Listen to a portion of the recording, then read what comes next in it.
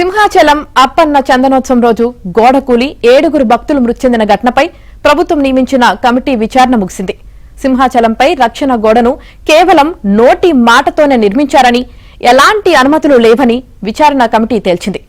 2 రోజుల పాటు విచారించి పలువురు నుంచి వివరాలు సేకరించారు. ఈ దుర్ఘటనపై నివేదికను ఇవాళ ప్రభుత్వానికి విచారణ కమిటీ అందజేయనుంది.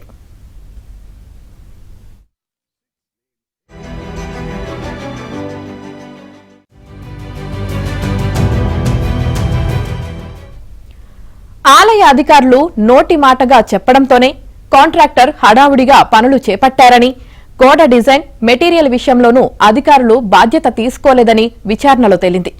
కూలిన గోడ నుంచి నమూనాలు తీసుకుని పరీక్షలకు పంపారు.